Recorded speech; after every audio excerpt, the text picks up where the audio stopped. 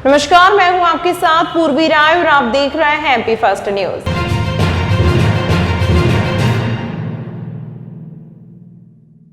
उज्जैन में 12 साल की बच्ची के साथ हैवानियत का मामला सामने आया है। उसके प्राइवेट पार्ट्स में गंभीर चोटें हैं। ज्यादा खून बह जाने के कारण बच्ची को इंदौर के अस्पताल में भर्ती कराना पड़ा। वहां पुलिस ने उसे खून दिया। बच्ची अब खतरे से बाहर है। उसने मां के साथ भी गलत काम होने की बात बताई है, लेकिन उसकी मां कहां है और वह उज्जैन तक कैसे आई, इस बारे में कुछ भी नहीं बता पा रही है। महाकाल थाना इलाके में बड़नगर रोड पर दांडिया आश्रम के पास बच्ची सोमवार शाम घायल हालत में मिली थी। उसके कपड़े खून से सने थे।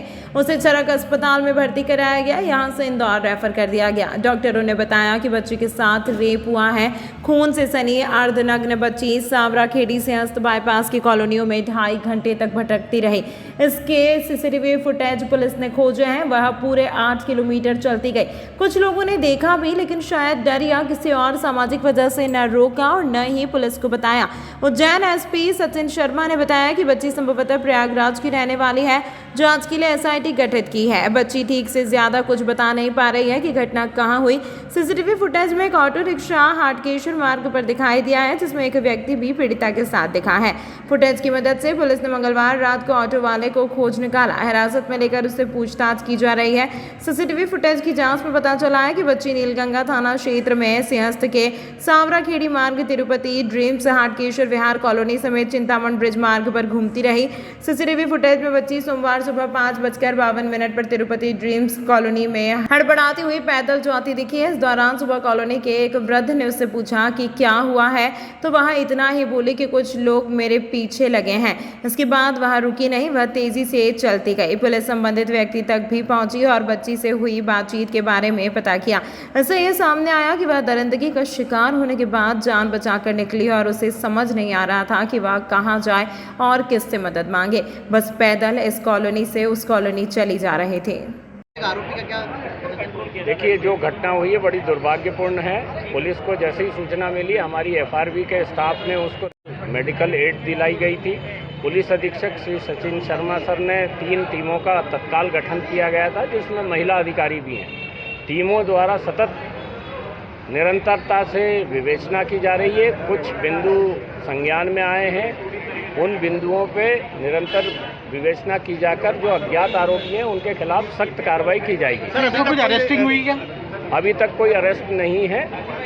एफएसएल वाले और टीम सभी बिंदुओं पे जांच कर रहे हैं और मेरा पूरा विश्वास है कि हम शीघ्र जो आरोपी हैं उनको अपनी गिरफ्त में लेंगे। सर, इसमें क्या बच्ची द्वारा बताया गया है कि उसकी मां के साथ भी कुछ गलत से चर्चा नहीं हुई है कि बच्ची की मां से अभी चर्चा नहीं हुई है, क्योंकि अभी वो मेडिकल एड दी जा रही है, इसलिए विस्तृत पूछताछ और बातचीत स्वस्थ होने पर दी जाएगी। सर, ये गैंग स्पष्ट नहीं। मध्य प्रदेश के पूर्व मुख्यमंत्री दिग्विजय सिंह आज उज्जैन पहुंचे। बाबा महाकाल के दर्शन कर जन आक्रोश यात्रा में शामिल होने पहुंचे। उज्जैन मध्य प्रदेश के पूर्व मुख्यमंत्री दिग्विजय सिंह आज सुबह उज्जैन आए। यहाँ उन्होंने बाबा महाकाल के दर्शन किए। दिग्विजय सिंह यहाँ घटिया विधानसभा में होने वाले जन आक्रोश यात्रा की आम सभा में शामिल होंगे। बाबा महाकाल के दर्शन के बाद दिग्विजय सिंह ने मीडिया से चर्चा में प्रदेश की राजनीति पर चर्चा करते हुए कहा कि भाजपा जन आशीर्वाद किस मुंह से निकाल रही है।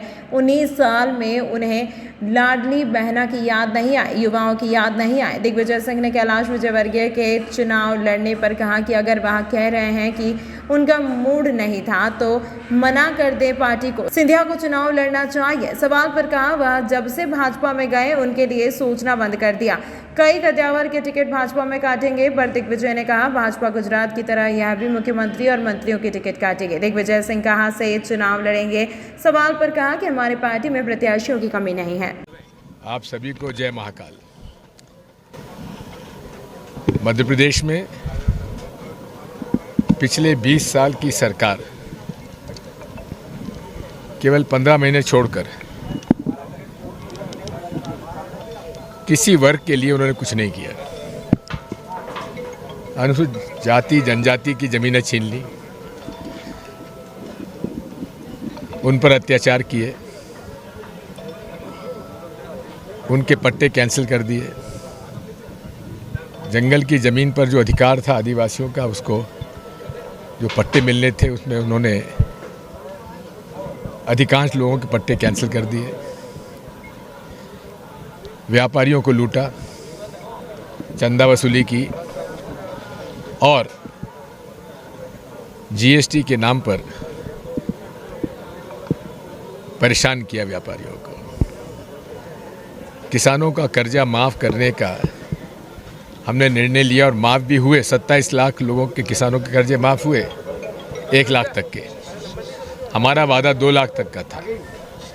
2 लाख तक हम कर देते, लेकिन उसके पहले उन्होंने सरकार गिरा दी। तो किसानों के साथ भी नुकसान किया, उनका भला भी नहीं किया। आदिवासी भाइयों के, अनुसूचित जाति के भाइयों बहनों के बच्चों के बैकलॉग खाली पड़ा हुआ है, वो नहीं भरा। 1.5 लाख नौकरियां उनको मिल सकती थी, नहीं भरी। जो उनको छात्रवृत्ति मिलती है, आज पिछले 3 साल से छात्रवृत्ति नहीं दी गई। पिछड़ा वर्गों को 27% आरक्षण का वो पूरा नहीं कर पाए, जबकि हमने कर दिया था। कौन सा वर्ग आज उनको आशीर्वाद दे? जब लोगों को परेशान कर रहे हो, लोगों के हक छीन रहे हो, उनको आशीर्वाद देना चाहिए कि दंड देना चाहिए? इसलिए भाजपा की जन आशीर्वाद यात्रा फ्लॉप है। लोगों में गुस्सा है, लोग दंड देने के लिए बैठे हुए हैं। उनको काली कमाई का गुरूर है कि वे खरीद लेंगे। जो बिकने वाले से बिक गए, अब कोई बिकने वाला नहीं है। सर, 2 प्रश्न हमारे हैं कि एक तो ये कि कैलाश विजयवर्गीय जी कहते फिर रहे हैं कि उनका मूड नहीं था, लेकिन पार्टी ने टिकट दे दी। और दूसरा हाथ जोड़ना पड़ेगा। और दूसरा प्रश्न मेरा ये है कि बीजेपी ने सोशल मीडिया पे कैंपेनिंग शुरू की है, एमपी के मन में मोदी, तो क्या एमपी के मन से मामा खत्म हो गए? दोनों सवाल का जवाब दे दीजिए। ये घबराहट का प्रमाण है, एक सूचक है कि मोदी जी घबराए हुए हैं, अमित शाह जी घबराए हुए हैं। और मैंने आज, मुझे कुछ लोगों ने फ़ोन किया कि वो प्रयोग जो गुजरात में किया था कि सारे मिनिस्टर सबके टिकट काट दिए, वो यहाँ भी प्रयोग हो सकता है। इसका मतलब ये होगा कि मुख्यमंत्री से लेकर जितने मंत्री हैं सबके टिकट भी कट सकते हैं भाजपा के। लेकिन क्या होता, हमें कोई फ़र्क नहीं पड़ता। जनता मन बना चुकी है। कांग्रेस के पक्ष में लहर है, कितना ही वो लोग कर लें। अब लाडली बहना, अरे 19 साल बाद आपको बहना याद आ रही है, लाडली बहना। तब तो क्या करते रहे? लाडली बहना के पतियों के, बच्चों के, वो जब बिजली के बिल की वसूली में लोगों की कुड़की की, तब मामा जी को अपनी भांजियों पर दया नहीं आई, अपनी बहनों के जीजा जी पर दया नहीं आई, उनको जेल भेज दिया। ये फर्जी जो है ना, मैं तुम्हारा मामा, मैं तुम्हारा भैया, ये सब नाटक नौटंकी है। इन्होंने न भाई की मदद की, न बहना की मदद की। सर, कैलाश जी कह रहे हैं सर कि मुझे लोगों के सामने हाथ जोड़ना पड़ेंगे, मेरा टिकट जबरन किया है बीजेपी ने, क्या कहना सर? मना कर दें। ये तो मोदी जी निर्णय करेंगे कि मैं करूंगा। आपका क्या विचार है? मेरा कोई विचार, मेरा तो विचार उस दिन खत्म हो गया जिस दिन वो भाजपा में चले गए। सर, वो उनके लड़ने से कहीं ना कहीं तो कांग्रेस को कोई फर्क पड़ने वाला है क्या? उधर ग्वालियर सीट है, कोई फर्क नहीं पड़ने वाला। लोगों ने मन बना लिया है कि जो लोग धोखा देते हैं जनता को, उनके साथ वो धोखा देने वालों के साथ वही व्यवहार करेंगे जो कि होना चाहिए। सर, 12 साल की लड़की के साथ उज्जैन में जो बलात्कार हुआ है, बहुत बुरी घटना है, और सामने के साथ देखा होगा, क्या कहना सर? ऐसी विभत्स घटनाओं में सख्ती से कार्रवाई होना चाहिए और सख्त से सख्त सजा मिलनी चाहिए। दिग्विजय सिंह जी कहीं से चुनाव लड़ेंगे? जी, दिग्विजय सिंह जी कहीं से चुनाव लड़ेंगे? हमारे पास उम्मीदवारों की कमी नहीं है। कल जन आक्रोश यात्रा उज्जैन पहुंची थी। सभा में जीतू पटवारी जी ने सभी जो उम्मीदवार हैं उनको कसम दिलाई बाबा महाकाल की कि सब एकजुट रहें। बहुत अच्छा किया। उज्जैन आगर रोड स्थित छोटी उद्योगपुरी में एक ई रिक्शा एजेंसी ने एक नई बताकर पुरानी ई रिक्शा बेचने का मामला सामने आया है, जिसमें 3 लोगों ने चिमनगंज मंडी थाने में शिकायती आवेदन देकर कार्यवाही की मांग की है। फरियादी संतोष सोनगरा निवासी ग्राम चक कमेड़, जितेंद्र पाल निवासी मोहन नगर और रफीक मोहम्मद निवासी चिमनगंज मंडी है। आगर रोड पर छोटे उद्योगपुर स्थित जाल पैसेंजर शोरूम में संतोष और जितेंद्र ने कैश में और रफीक ने किश्तों में ई रिक्शा खरीदी थी। तीनों का कहना है कि कुछ दिनों बाद ई रिक्शा में खराबी आने लगी और चेसिस भी पुराना होकर वेल्डिंग किया हुआ था। इस संबंध में जब जाल पैसेंजर शोरूम के संचालक अर्जुन जैन से शिकायत की तो उन्होंने शोरूम बुलाया और बदल कर देने की बात कही। जब फरियादी वहां पहुंचे तो जैन ने अभद्र व्यवहार किया और दूसरी ई रिक्शा देने से भी इनकार कर दिया। इधर शहर से बाहर होने का हवाला देते हुए टेलीफोनिक चर्चा में शोरूम संचालक अर्जुन जैन ने बताया कि रफीक मोहम्मद के 8,000 रुपये बाकी हैं, वह दे नहीं रहा, इसीलिए ई रिक्शा रख ली है। मुझ पर अनर्गल आरोप लगाए जा रहे हैं, जो भी समस्या है वह हल कर दी जाएगी। अर्जुन ने खुद के पास कंपनी का लाइसेंस होना भी बताया। अन्य 2 शिकायतों के संबंध में अर्जुन जैन ने कहा कि दोनों रफीक के दोस्त हैं, इसीलिए शिकायत कर रहे हैं। मेरे को ई रिक्शा में समस्या आ गई थी। मैंने गाड़ी उठाई थी 4 दिन बाद ही, उसमें बरसात के टाइम पे जुलाई में मैंने ली थी। उस टाइम पे उस गाड़ी का कलर हिट गया था, जिसकी वीडियो मेरे कने हैगी। मैंने उसको 4 दिन बाद बोला कि इसका कलर जंग खा रहा है, तो बोले कि वो कंपनी मिस्टेक है, मैं सही करके दूँ। तो मैंने ठीक है, गाड़ी मैंने चलो ठीक है, तो बोले अभी बरसात में चला लो, बरसात में कलर सूखेगा नहीं, फिर मैं कर दूँ। आज मैंने 7 तारीख के टाइम पे मेरी गाड़ी खड़ी करी। उस टाइम पे मैंने उसको बताया और नीचे का उसको वीडियो बना के बताया। नीचे की जो चेचिस है वो पूरा वेल्डिंग पड़ा हुआ है, जगह जगह से वेल्डिंग है। उसके बाद में उसने नट बोल्ट जो है वो कंपनी कोई नट बोल्ट नहीं है। आम दुकानों पे हार्डवेयर पे नट बोल्ट मिलते हैं देसी, जो 100 रुपये किलो के रहते हैं। कंपनी का नट बोल्ट महंगा आता है। पर उसको मैंने बोला तो बोले हाँ मैं करके देता हूँ। आज की कंडीशन में मैंने उसको भी, मैं 23 तारीख को उसकी दुकान पे गया था। जब मैंने उससे बोला कि मेरी गाड़ी सही करती तो बोला हाँ कर दी। उन्होंने कलर करके वापस से उस गाड़ी को वापस वेल्डिंग कर दिया है। आज भी कंडीशन गाड़ी की वही है और गाड़ी ना चल पा रही है। और मेरी गाड़ी किस्त की है, जो कि मैं 6,055 की किस्त भरता हूँ। आज मेरी गाड़ी 20 से 25 दिन खड़े हो गए और मैं ना किस्त भर पाऊँगा उसकी। जो किस्त अगर आएगी तो उसको वो किस्त वही भरेगा जब तक मेरी गाड़ी का निकाल नहीं होगा।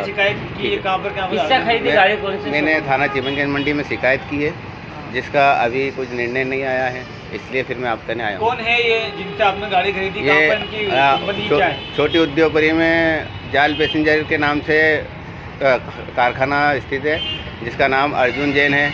जो कि अपन जब जाते हैं, जब वो बोलता है कि गाड़ी यही लेना पड़ेगी, दूसरी गाड़ी नहीं दूंगा, तुम्हारे से जो बने वो कर लो। आपको क्या लगता है कि नई की जगह क्या पुरानी गाड़ी दी आपको? हाँ, वो गाड़ी है। आप नई पुरानी गाड़ी सरी की कंडीशन है, जो कि कलर करके उन्होंने दे रखा है। क्योंकि नई गाड़ी में कभी चेचिस वेल्डिंग नहीं आता, ना कहीं वेल्डिंग आता है, गाड़ी फ्रेश आती है। अभी आज की कंडीशन में जो गाड़ी खड़ी है उसमें वेल्डिंग है, आप देख सकते हैं। 1.5 महीना। आपका नाम बताओ। मेरा नाम रफीक मोहम्मद। समस्या आ रही है और फिलहाल में क्या स्थिति है? सर, मैंने जाल मोटर्स से गाड़ी ली है, पैसेंजर अपना ई रिक्शा। मैंने हमारी बात हुई थी, नगद की बात हुई थी। नगद में उन्होंने हमको 1.5 लाख का बात करा। उन्होंने फिर मेरे से बोला कि मोटर अवेलेबल नहीं हो रही है, आपको हार्स पावर की और मोटर लेनी पड़ेगी। फिर उन्होंने मुझे 1,55,000 रुपये में मेरे को गाड़ी दी। और श्रीमान जी, उसमें गाड़ी में क्या है कि मैंने पूछा कि उसका कलर मुझे थोड़ा सा वैसा लगा था, डर लग रहा था। तो मैंने पूछा कि कलर की प्रॉपर्टी क्या है, तो उन्होंने बोला 1 साल तक की प्रॉपर्टी, कलर कुछ भी नहीं होगा। और पर गाड़ी में कलर भी निकलने लगा, उसका जंग खाने लगा, नीचे से चेसिस टूट गया, उसका चेसिस वेल्डिंग करवाया। मतलब नई गाड़ी का उन्होंने नई गाड़ी बोल के उन्होंने हमको पुरानी गाड़ी दी। अच्छा, और पूरा पैसा शिकायत की, क्या कहना है? कितने बार शिकायत कर दी। हर गाड़ी मतलब हर 15 दिन बाद वो गाड़ी गई उनके यहाँ पहुँचती है, फिर वही नाटक होते हैं। 15 दिन तक वो गाड़ी को रखते हैं। लोग हैं आपके जिन्होंने गाड़ी ली, हाँ, और ना एक और है, हमारे एक और परिचित है मेरा, और उनने भी गाड़ी ली थी, उनके संग भी यही परेशानी आ रही है। बार बार कलर निकल रहा है, गाड़ी बंद हो रही है। चिमनगंज थाने में हमने शिकायत कर रखी है और अभी तक उसने मेरा आरसी कार्ड भी नहीं दिया, मेरा पूरा पैसा लेने के बाद भी। जितेंद्र पाल। उज्जैन एनएसजी कमांडो दल द्वारा आतंकी घटनाओं में उपयोग किए जाने वाले हथियारों का आज पुलिस कंट्रोल रूम में डेमोन्स्ट्रेशन दिया गया। इस दौरान पुलिस अधिकारी मौजूद रहे। आतंकवादी घटनाओं से निपटने में माहिर एनएसजी कमांडो दल पिछले 2 दिनों से शहर में डेरा डाले हुए हैं। इस दौरान दल द्वारा विश्व प्रसिद्ध महाकालेश्वर मंदिर और कोठी पैलेस पर आतंकवादी घटनाओं से निपटने की मॉक ड्रिल की गई है। वहीं आज कमांडो दल के पास उपलब्ध अत्याधुनिक हथियारों का पुलिस कंट्रोल रूम में डेमोन्स्ट्रेशन किया गया और ब्रीफिंग की गई। इस दौरान पुलिस अधिकारी मौजूद रहे। बता दें कि कुछ दिन पहले विश्व प्रसिद्ध श्री महाकालेश्वर मंदिर के भक्तों की सुरक्षा के लिए देश की सबसे खूंखार सैनिक कमांडो एनएसजी का दस्ता सोमवार को मंदिर में सेना के विशेष हेलीकॉप्टर से मॉक ड्रिल किया था। साथ ही पूरे मंदिर के चप्पे चप्पे की की जानकारी लेकर आतंकी जैसी घटनाओं से निपटने के लिए रिहर्सल किया था। गृह मंत्रालय के आदेश पर सुरक्षा एजेंसियां देश भर की प्रमुख इमारतों, भीड़भाड़ वाली जगह और प्रमुख धार्मिक स्थानों पर एनएसजी कमांडो को भेजकर मॉक ड्रिल करवा रही है, ताकि किसी भी अप्रिय घटना होने पर समय रहते ये कमांडो जल्द से जल्द स्थिति पर काबू पा सके। कमांडो की 2 मॉक ड्रिल की गई थी, वो सभी को विदित है आप लोगों को। उसके तारतम्य में उनके द्वारा जो इक्विपमेंट्स का यूज़ किया जाता है उसको लोकल पुलिस को पूरा दिखाने के लिए उनके द्वारा यहाँ डेमो दिया गया है, जिससे हमारे पुलिस अधिकारियों द्वारा उन इक्विपमेंट्स और हथियारों को देखा गया है, जिससे कि निश्चित ही हमारे उज्जैन गणेशोत्सव की शुरुआत 19 सितंबर से हो चुकी है। गणेश चतुर्थी से यह उत्सव शुरू होकर पूरे 10 दिनों तक मनाया जाता है और अनंत चतुर्दशी पर भगवान गणेश का विसर्जन किया जाता है। जयसिंहपुर क्षेत्र में भी करीब 8 सालों से लगातार वीर बजरंग ग्रुप द्वारा गणेश जी को बिठाया जा रहा है। हर दिन रात को गणेश जी की आरती की जा रही है, पर मंगलवार को रात 9 बजे जयसिंहपुर में वीर बजरंग ग्रुप जयसिंहपुर के तत्वाधान में महाआरती का आयोजन रखा गया। महाआरती में क्षेत्रीय लोग एवं ग्रुप के कार्यकर्ता बड़ी तादाद में उपस्थित हुए। महाआरती के बाद सभी को 101 लीटर की खीर का वितरण किया गया। कार्यक्रम में प्रमुख रूप से अतिथि के रूप में विनोद माली एवं अजय तिवारी उपस्थित रहे। इस मौके पर आयुष बंटी, मंगल आकाश, लकी, सुमित, विक्की, दीपक, रोहित, कैलाश, हरीश पाटीदार एवं समस्त ग्रुप कार्यकर्ता उपस्थित थे। आज महाआरती और प्रसादी वितरण था पूरे बजरंग मंडल की ओर से। हर प्रतिवर्ष अनुसार इस वर्ष भी भव्य महाआरती और प्रसादी वितरण रखा गया था जयसिंहपुरा बजरंग मित्र मंडल की ओर से। ये विगत 12 वर्षों से कार्यक्रम लगातार इसी तरीके से पूर्ण किया जा रहा है। बाबा गणपति का आशीर्वाद है सब पर। बजरंग मित्र मंडली पर भव्य महाआरती का आयोजन रखा गया था। बजरंग माली, आकाश माली, मेरा नाम है रितेश माली। ई रिक्शा और ऑटो चालकों ने नगर निगम का घेराव कर किया प्रदर्शन। महाकाल मंदिर के बाहर लगी रेट लिस्ट हटाने की मांग की। उज्जैन नगर निगम द्वारा महाकाल मंदिर आने वाले श्रद्धालुओं को 100 रुपए टिकट लेकर बस के माध्यम से दर्शन कराए जा रहे हैं। 100 रुपए ऑटो चालक और ई रिक्शा चालकों के लिए भी निर्धारित किए हैं, लेकिन ऑटो और ई रिक्शा चालकों का कहना है कि हमें 100 रुपए में बचत नहीं हो पाती है, इसीलिए आज उन्होंने नगर निगम का घेराव कर अपनी मांग को पूरी करने की बात कही है। उनका कहना है कि महाकाल मंदिर के बाहर जो रेट लिस्ट लगाई गई है उसे हटाया जाए, क्योंकि 100 रुपए में बस प्रति व्यक्ति को दर्शन कर सकती है, क्योंकि बस में भी यात्री ज़्यादा आते हैं, लेकिन ऑटो और ई रिक्शा में ज़्यादा श्रद्धालु नहीं बैठ पाते हैं, इसीलिए उन्हें बचत नहीं हो पाती। और रेट लिस्ट ऑटो और ई रिक्शा चालकों के हिसाब से लगाने की मांग आज की गई। जी सर, ये हमारी समस्या ये है सभी भाइयों की, ई रिक्शा चालकों की और ऑटो यूनियन की, कि जो महाकाल मंदिर से सरकारी बसें चलाई जा रही है 70 रुपये सवारी प्रति व्यक्ति, और हम लोग को भी 100 रुपये सवारी का एक बूट लगाया गया है कि 100 रुपये प्रति सवारी उज्जैन दर्शन घुमाया जाए। तो हम भी घुमाने के लिए तैयार हैं, मगर ये हमारे को 8 घंटे लगते हैं सब दूर घुमाने में। शनि मंदिर, चिंतामन और 6 मंदिर इधर के काल भैरव, भरतरी गुफा, मंगलनाथ में हमको 8 घंटे लग जाते हैं, और कम से कम 2 घंटे तो हमको काल भैरव में लग जाता है। अव्यवस्था है पूरी वहाँ पर, मगर अब हम 3 सवारी बिठाएंगे तो हमारा 8 घंटे में पूरा दिन खत्म हो जाएगा। अब हमको क्या पुरेगा? हमारी यही चाहते हैं कि जो सरकारी बसें चल रही हैं उनको बंद किया जाए और बूट को बंद किया जाए, क्योंकि हमारे जो समस्या है वो कम से कम हमको 500 रुपये रोज़ तो मिलना चाहिए ना।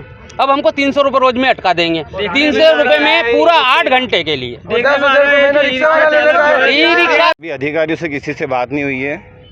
सरकारी जो गवर्नमेंट की बस चलती है 60 रुपये 70 रुपये पूरे दर्शन की एक सवारी के लेते हैं, उसके अंदर कम से कम 40 से 50 सवारी आ जाती है, और गवर्नमेंट का भी सहयोग मिलता है उनको, और हम ई रिक्शा वालों को क्या मिलता है और ऑटो वालों को 4 सवारी 5 सवारी बैठ जाती है। इस तरह के बोर्ड लगा गए, आपको क्या बोला जा रहा है? नहीं, हमारे ऊपर तो बस ये है कि प्रशासन की कार्रवाई होती है रिक्शा वालों पे और ऑटो वालों के ऊपर, है ना। ज़्यादा सवारी बिठा तो लोड, अगर एक फैमिली के साथ में सर अगर 2 पति पत्नी है और 2 बच्चे हैं, 3 बच्चे या उसके माता पिता भी साथ में, तो 5 से 6 सवारी तो हो जाती है सर। कितनी सवारी आपको बिठाने का बोला जा रहा है और कितने रुपए में छोड़? हमारे को तो 4 सवारी का ही बोला जा रहा है, बाकी कम से कम 6 सवारी गाड़ी में बैठती है सर। हाँ, ई रिक्शा के लिए ऑटो में 6 सवारी तो सर मिनिमम आती ही है। किस तरह की मांग कर रहे हैं? किससे की सर 5 से 6 सवारी तो गाड़ी में आएगी, तभी तो हमारी पूर्ति होगी, कि कम से कम उसका एक अनुशासन करके एक ऐसा रेट कर दिया जाए कि सभी ऑटो वाले ई रिक्शा वाले की पूर्ति हो जाए, और निर्धारित रेट कर दिया जाए कि कोई भी गाड़ी वाला पैसेंजर से अलग अलग रेट नहीं ले। तमाम महत्वपूर्ण खबरों के लिए देखते रहिए MP फर्स्ट न्यूज़।